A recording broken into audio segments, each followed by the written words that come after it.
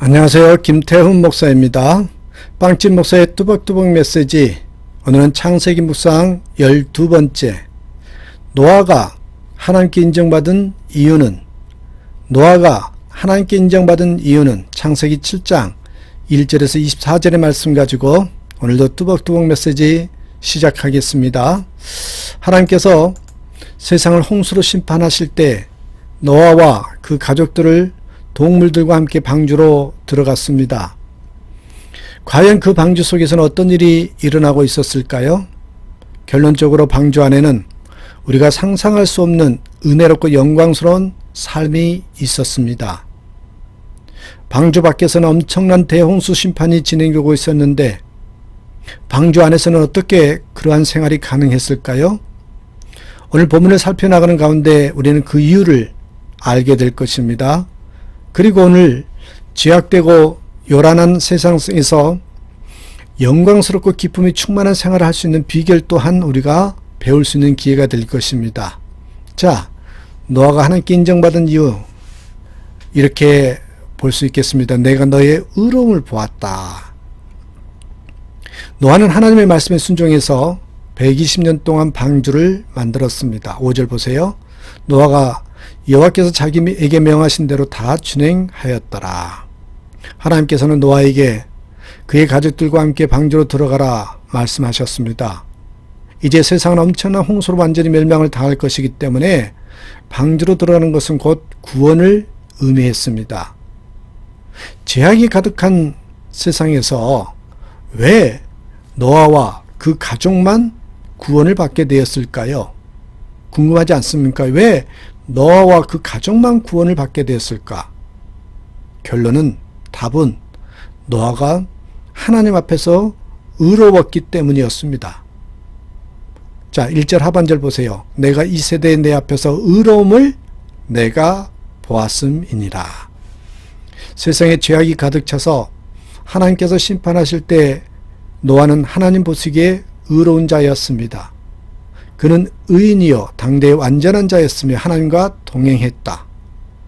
9절에 그렇게 말씀하죠. 그리고 120년 동안 사람들의 조롱과 핍박을 당하면서 하나님께서 명하신 대로 방주를 완성했습니다. 주변에서 얼마나 미쳤다고 모욕했겠어요? 그런데 하나님께서 명하신 대로 방주를 완성합니다.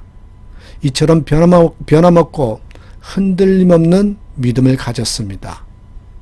노아가 어떻게 그토록 죄악된 세상에서 믿음을 지키며 하나님께 인정을 받을 수 있었을까요? 답은요, 하나님의 은혜 때문이었습니다. 하나님의 은혜 때문이었습니다.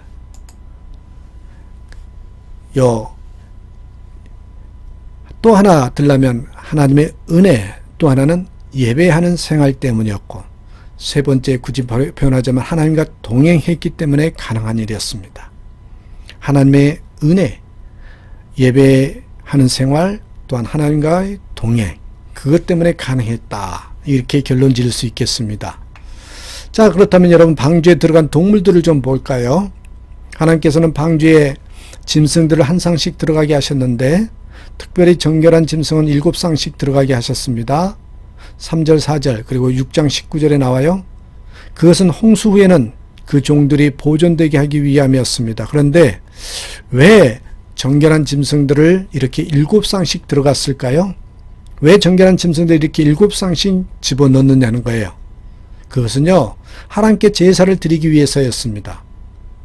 이 짐승들은 홍수가 계속되는 동안에 방주에서 하나님께 드리는 제사에 사용되었을 것입니다.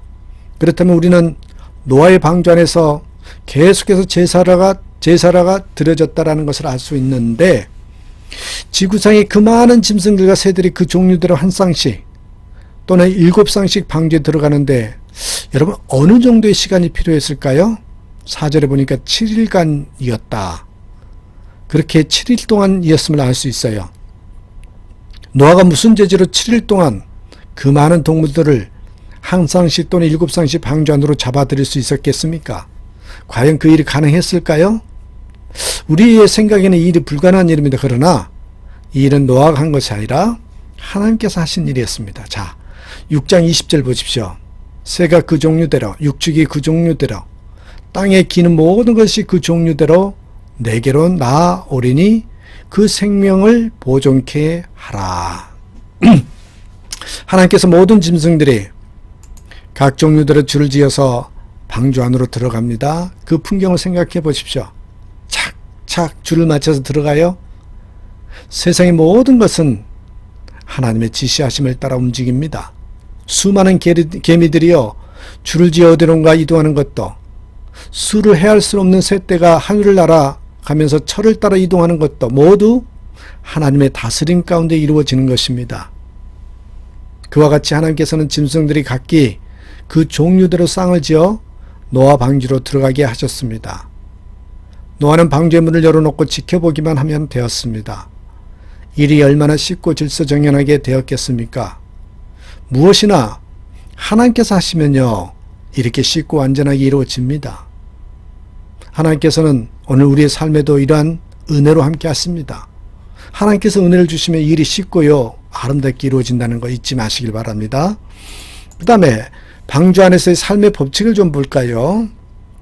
5절에 보니까 노아는 하나님께서 명하신 모든 일을 그대로 다 준행했다. 그런 표현이 나옵니다. 하나님께서 지시한 대로 방주가 완성되었고 노아와 그 가족들과 모든 짐승들이 방주 안으로 들어갔습니다. 그리고 하나님께서 직접 방주의 문을 닫으셨습니다. 그리고 세상에는 대홍수가 시작되지요. 세상이 물로 가득 차게 되자 노아의 방주는 항해를 하게 되었습니다. 그러나 방주에는 어떤 항해 장치도 없었다고 했죠. 밖에서는 무서운 대홍수로 모든 사람들과 짐승들이 멸망을 당하고 있었습니다. 그런데 노아의 방주는 과연 안전할까요? 마냥 정처 없이 떠들다가 바위나 암초에 부딪혀 전복되지는 않았을까요? 양식이 떨어지거나 질병이 와서 죽게 되지는 않을까요? 노아와 그 가족들, 그리고 그 짐승들은요, 그런 것들을 조금 더 염려할 필요가 없었습니다. 그 배는 절대 안전했습니다. 답이 왜 그래요? 왜 그랬느냐는 거예요. 하나님께서 운행하시고 하나님께서 지키시기 때문이었습니다. 노아의 방주는 오늘 세상을 살아가는 성도의 삶을 보여줍니다. 성도는 험한 세상을 자기 힘으로 사는 것이 아니라, 아십니까? 하나님의 은혜로 살아가는 자입니다. 진정한 그리스도인은요, 세상을 살아갈 때 자기 힘이 아닌 하나님의 은혜로 살아간다는 말입니다. 내가 노력하고 수고해서 먹고 산다고 생각하는 분들이 있다면 잘못 알고 있는 것이에요. 우리가 아무리 수고하고 했어도 하나님께서 은혜 주시지 않으면 우리는 잠시도 살 수가 없습니다. 그리스도인은 하나님 말씀에 순종해서 최선을 그래서 다해야 하는 겁니다.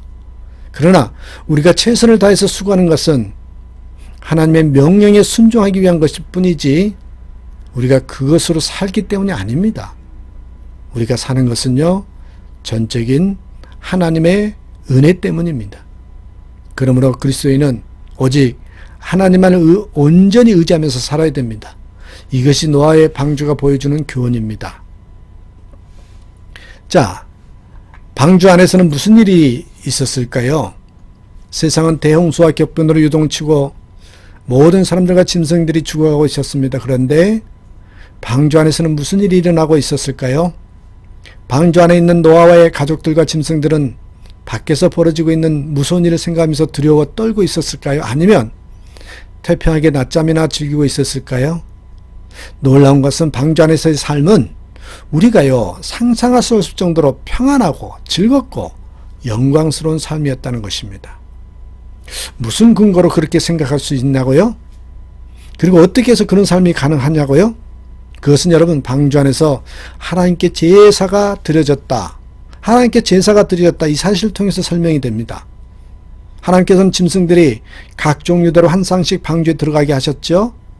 그런데 특별히 정결한 짐승들은 7쌍씩 들어가게 하셨어요. 이 정결한 짐승들은 하나님께 제사 드릴 때 제물로 사용하기 위한 것이었습니다. 그렇다면 방주에서 매일 하나님께 제사가 드려졌다는 것이 분명하지요. 방주 안에서 노아가 드리는 제사는 단순히 짐승을 잡아 제물로 바치는 의식적인 제사가 아니었습니다. 거기에는 하나님의 임재와 감격과 기쁨과 위로가 충만했습니다. 오늘 우리의 예배는 너무나 형식적인 것 같지 않습니까? 그것은 예배하는 우리의 태도에 문제가 있기 때문이지겠죠? 하나님의 은혜를 사모하는 절박한 마음이 없기 때문입니다. 하나님께서 주신 은혜에 대한 감격이 약하기 때문입니다. 노아가 방주에서 제사 드릴 때 심정을 한번 상상해 보십시다. 온 세상이 심판당하고 있었는데 노아와 그 가정은 구원을 받았습니다. 그들이 얼마나 감격적으로 제사를 드렸겠습니까? 하나님께서는 그렇게 드리는 그 예배에 임재하셔서 그들과 함께 하셨습니다. 그 결과 방주 밖에서는 처절하고 비참하고 무서운 심판이 진행되고 있었지만 방주 안에서는 삶의 영광스럽고 감격과 기쁨이 넘치는 삶이 되었다는 것이죠. 세상이 아무리 힘들어도요, 내가 하나님의 자녀라면, 구원받은 백성이라면 우리는 어떤 모습으로 살아가는지를 보여주고 있습니다. 자, 하나만 더 보겠습니다. 구원의 방주인 교회를 한번 생각해 봅니다.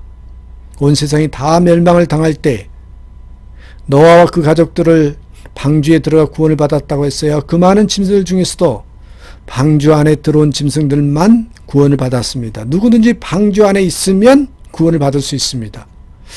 여러분, 이 방주는 오늘의 교회를 예표한다고 그래요. 근데 여러분, 중요합니다. 교회는 건물을 의미하는 거 아니에요?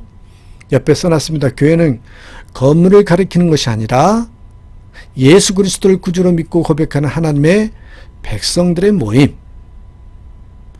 노아시대의 방주에 들어간 사람은 구원을 받은 것처럼 오늘 예수 그리스도를 믿고 교회에 들어온 사람은 누구나 구원을 받습니다. 오늘 세상에 죄악이 관영하여 하나님의 불심판이 임박했습니다. 이제 시간이 얼마 남지 않았다고 합니다. 그런데도 불구하고 여전히 죄 가운데 살아가는 사람들이 얼마나 많습니까? 오늘 우리는 사람들이 구원의 방주인 교회로 들어오도록 복음을 전해야 됩니다. 교회 공동체에 속하도록, 아무리 죄악이 심하고 심판이 임했다 해도 지금 믿고 이 방주 안으로 들어오면 구원을 받을 수 있습니다. 무서운 심판이 임박해 왔는데 아직도 우리 가족과 친척과 이웃들 중에 이 방주에 들어오지 못한 사람들이 얼마나 많습니까? 한번 말씀을 마치면서 여러분께 질문을 드릴 텐데 곰곰이 한번 생각해 보십시다. 지금까지 내가 전도해서 구원받은 사람은 몇 명이나 됩니까? 하나님께서는 복음을 전해서 영혼을 구하는 사람에게 가장 큰 상을 주십니다. 많은 사람을 옳은 대로 돌아오게 한 자는 별과 같이 영원토록 비치리라고, 더욱 열심을 내서 그래서 우리가 복음을 전하기에 힘쓰는 사람이 되어야 된다고. 근데 나는 어떻습니까? 우리가 살고 있는 세상은 그렇게 행복하고 좋은 곳이 못 됩니다. 이 세상에는 죄와 고통과 문제가 얼마나 많습니까? 이 세상에는 참된 평안과 만족이 없습니다. 그래서 우리는 이 세상에서 살기보다는 영원한 하나님 나라에 들어가기를 사모할 것입니다. 그러나 하나님께서 우리를 부르실 그날까지 이 세상에서 우리의 사명을 감당해야 되겠죠. 그게 바로 행복하고 보람있게 사는 길이라는 것입니다. 사랑하는 여러분, 많은 사람들이 돈을 많이 벌어서 더 많은 것을 누리고 쾌락을 즐기며 살기를 원합니다. 그러나 그것으로는 진정으로 복된 삶을 살 수 없습니다. 진정으로 복된 삶은 온전한 예배를 통해서만 가능합니다. 세상에 죄악이 가득 찼으며 최후의 심판이 임박했다고 합니다. 그러나 예배하는 성도는 여러분 세상 죄악을 이기고 가장 복된 삶을 살 수 있습니다. 예배입니다. 다시 한번 내가 구원받은 자인지, 그래서 진정한 예배 가운데 있는지 한번 점검해 주셔서 우리 모든 삶 가운데 온전한 예배가 드려지고 예배의 성공자로 서가는 저와 여러분 되시기를 주님의 이름으로 부탁드립니다. 오늘도 고백하십니다. 나는 예수님 때문에 행복합니다. 나는 예수님 안에 있어서 평안합니다. 이런 삶이 되길 간절히 축복합니다. 감사합니다.